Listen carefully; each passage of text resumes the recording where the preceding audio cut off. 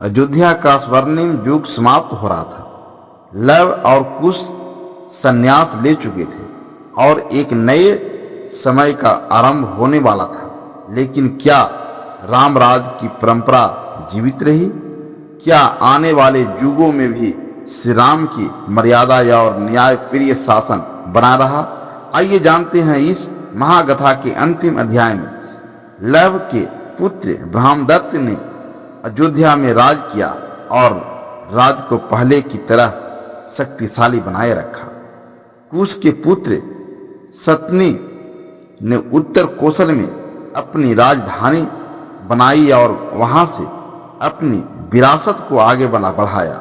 समय के साथ अयोध्या का राज कई छोटे छोटे हिस्सों में बंट गया और हर शाखा ने अपनी स्वतंत्र पहचान बनाई। रामराज का प्रभाव धर्म, न्याय और नीति पर आधारित शासन प्रणाली आगे बढ़ी। कई राज्यों में श्री राम को ईश्वर के रूप में पूजा जाने लगा।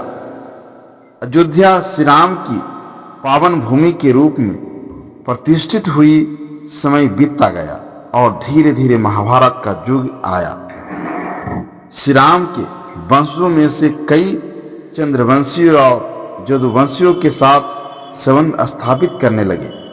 जब महाभारत का युद्ध हुआ तब अयोध्या की भूमिका तटस्थ रही, लेकिन कई योद्धा इस युद्ध में भाग लेने के लिए कौरवों और पांडवों के पक्ष में गए। महाभारत के बाद अयोध्या के एक बार फिर नए राजाओं और नीतियों का दौड़ देखा।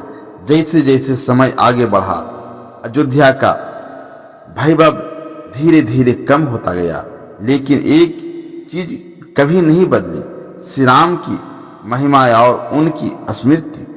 हर युग में श्री राम के आदर्श जीवित रहे। अयोध्या को एक पवित्र भूमि के रूप में पूजा जाता रहा।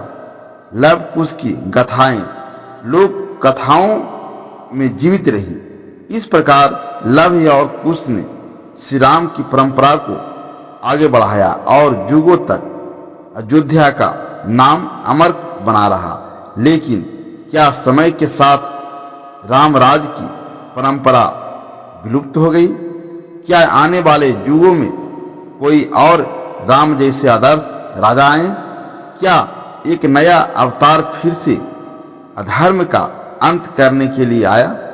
यह कहानी यह समाप्त होती है, लेकिन इतिहास कभी खत्म नहीं होता। हर युग में एक नया नायक जन्म लेता है और धर्म की पुनः स्थापना होती है। रामराज एक शासन प्रणाली नहीं बल्कि एक आदर्श था। जब तक यह आदर्श हमारे हृदयों में जीवित रहेगा, तब तक श्री राम की परंपरा भी जीवित रहेगी। जय श्री राम। अगर आपको यह कथा पसंद आई हो तो हमें सपोर्ट करें। क्या आप ऐसी ही और पौराणिक कथाएं सुनना चाहते हैं? क्या आप रामायण और महाभारत के अनसुने रहस्यों को जानना चाहते हैं?